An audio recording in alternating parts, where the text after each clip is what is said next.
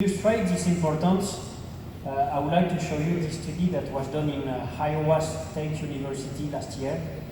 And they realized what we call a fecal microbiota transplantation from healthy sows having no disease, no antibiotic treatment for the last 15 months. And they sampled the microbiota, the microbes from the gut of the sows, and they transplanted in the gut of young piglet. Thì họ có một cái thí nghiệm ở đại học ở Mỹ. Họ lấy con vi sinh vật hệ miễn dịch, giống như hệ vi sinh vật của cái heo, con heo lớn có sức khỏe tốt, là chuyển qua cho con heo con. And then after this transplantation, they infected the piglet with PRRS and PCV2 virus co-infection. Trước khi chuyển cái hệ vi sinh vật từ heo tốt cho heo con này thì họ đưa cái mầm bệnh của PRRS và cái virus khác bỏ vô trong con heo này. So we know these virus or more opportunistic virus they can develop when there is a rupture of immunity in the animals, and they observe that the transplantation of microbiota, having a good microbiota from the mother, reduce the mortality by 70%. Rồi họ phát hiện ra, họ biết là chắc chắn là cái con virus họ tiêm vào cái con heo con này sẽ phát sinh rất là lớn và làm cho tỷ lệ chết của con heo rất là nhiều. Nhưng ngược lại, khi cái con heo con này được tiếp xúc, được dẫn được cái con hệ vi sinh vật tốt từ cái con heo khỏe này, cái tỷ lệ chết của con đàn heo con có dẫn được cái hệ vi sinh vật tốt đó, lại tỷ lệ chết nó giảm đi, thì là sống sót nó nhiều hơn. So it is really showing what is the importance of what they call the prophylactic microbiota. Having a good balanced microbiota will prevent the disease in the farm in case of infection by some viruses or bacteria. Như vậy nó thể hiện cho thấy là nếu con heo mình có hệ vi sinh vật tốt, nghĩa là có hệ vi sinh vật có lời tốt, thì con heo của mình sẽ có kháng thể, có khả năng chống bệnh hoặc là sống sót tốt hơn khi đàn heo nó bị nhiễm con virus.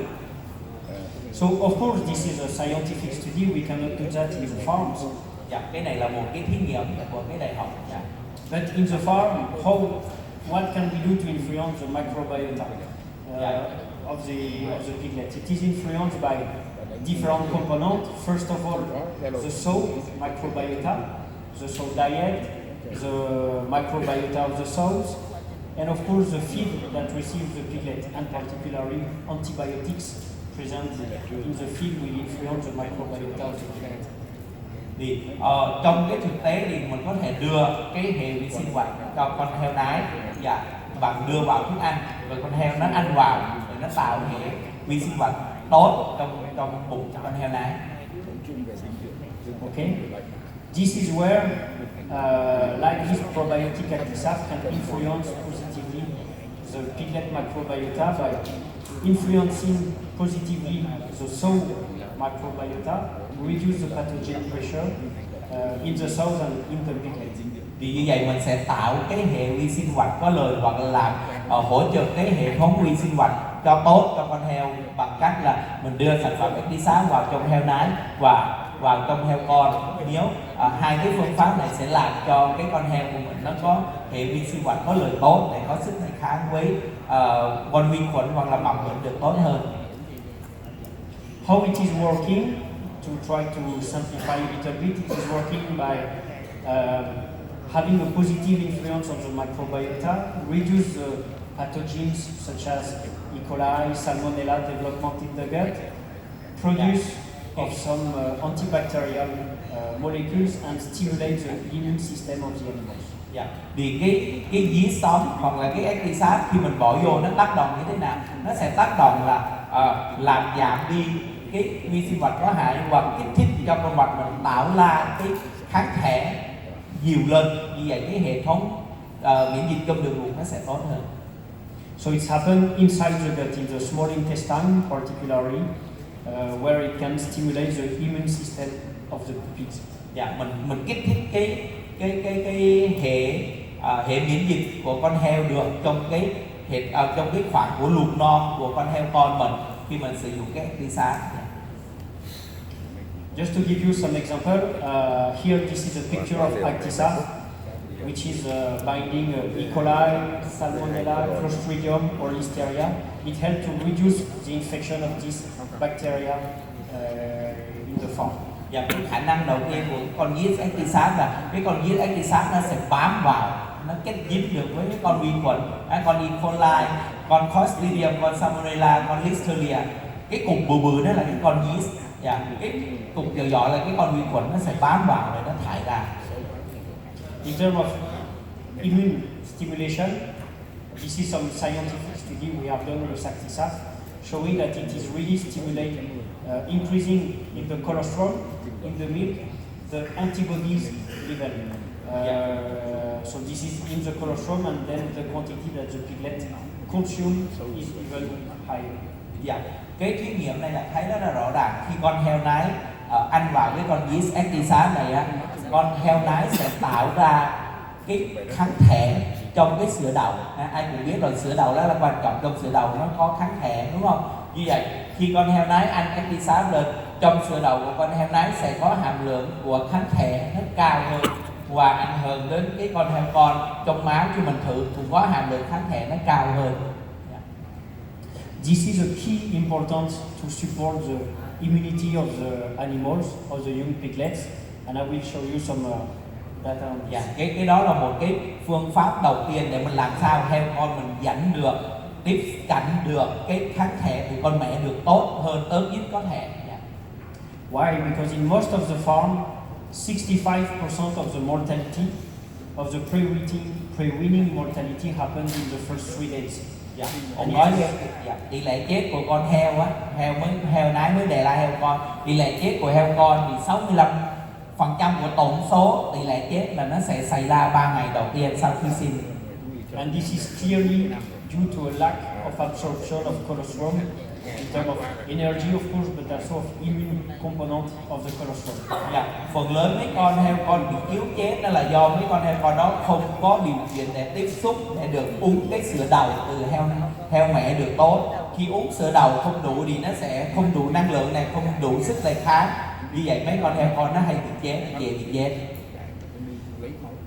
Why it is very important? Because we can see that the antibody quantity in the cholesterol reduce very fast a few hours after the birth of the baby. Dạ, cái hình này sẽ nhìn thấy là cái hàm lượng kháng thể có trong sữa đậu của heo nái mới sản xuất ra ngày đầu tiên, 6 ngày, 12 ngày, 18 ngày, 24 và 48 ngày mình sẽ thấy nó giảm dần. Như vậy mình muốn heo con uống sữa đậu, uống sữa được sớm để giành được cái kháng thể từ heo nái được tốt nhất. So this graph shows that if a piglet is born at midnight, at 8 a.m. in the morning, it's already reduced by 70% the quantity of antibodies in the cholesterol. So it's already sometimes too late for the piglet to absorb sufficient quantity of cholesterol and antibodies. Dạ, xin lỗi, sửa lại một chút. Cái này là cái giờ, cái tiếng đồng hồ. Cái tiếng đồng hồ ngoài cái ngày mà nói gì cái hại, sorry.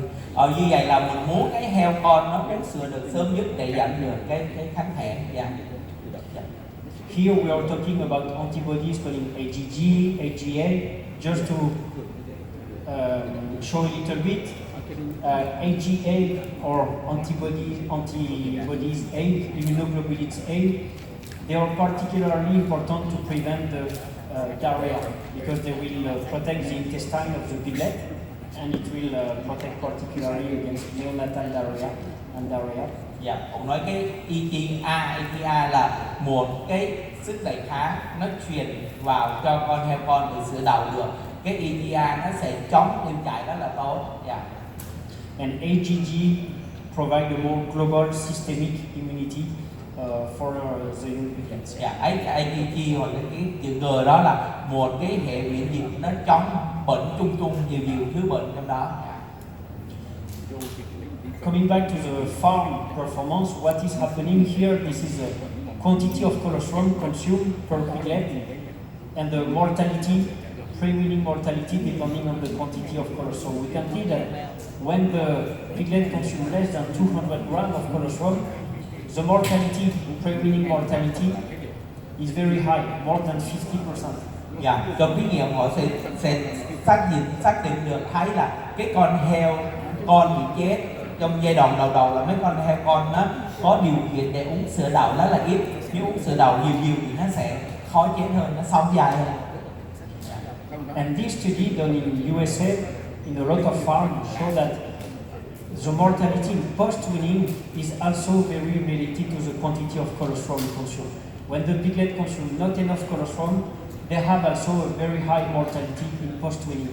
Dạ, cái thí nghiệm kia cũng vậy, một cái đánh giá kia cũng nhìn thấy nếu mà heo con uống được càng nhiều sữa đậu thì càng có tỷ lệ sống sót tốt hơn.